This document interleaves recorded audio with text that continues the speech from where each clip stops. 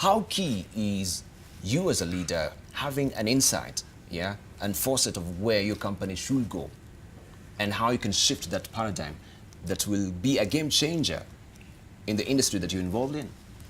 See, one of the things that happens with every leader is that, when they start working in a particular role, Yes. they start getting into patterns. And some of those patterns start to succeed. And those patterns then pretty much start defining how they approach their job or the key result areas that they need to produce for themselves and the shareholders. Now, that is inside a certain paradigm. A paradigm is a space. A paradigm is like a room, or a paradigm is like a lens. And unless a leader is examining the boundaries of that paradigm, they get pretty much stuck, and then the results start becoming very incremental.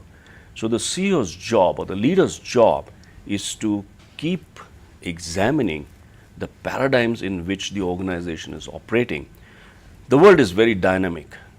And with the new information that's available everywhere, the touch of a button, the sources of very long-term competitive advantage, they are gone.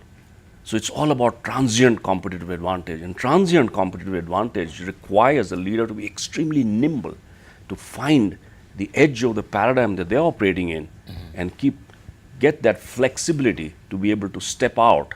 And that requires quiet time. It requires meditation. It requires being able to work on the business rather than being stuck working in the business. And do you think, from your own estimate, that our leaders around the world or of the big companies as well, do they really have this quiet time? That they have a non-negotiable slot for meditation and thinking forward of how they're going to take this company. You see them, most of them, being involved in flurry of activities. Well, yeah, the thing is, you're absolutely right. There is this thing called, whirlwind, and everybody seems to be caught up being busy in their day-to-day activities. So the leaders, who are clear that they need to find that quiet time, usually engage with a coach or they engage with a mentor. And in that relationship, it's a very sacred relationship. In that relationship, that quiet time and that meditative time is default. It's something that immediately comes through.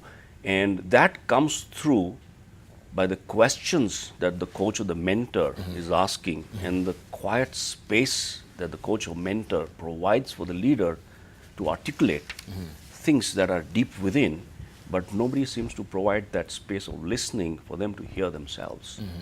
And it's only when they start hearing themselves at that depth that they start accessing new paradigms. Right.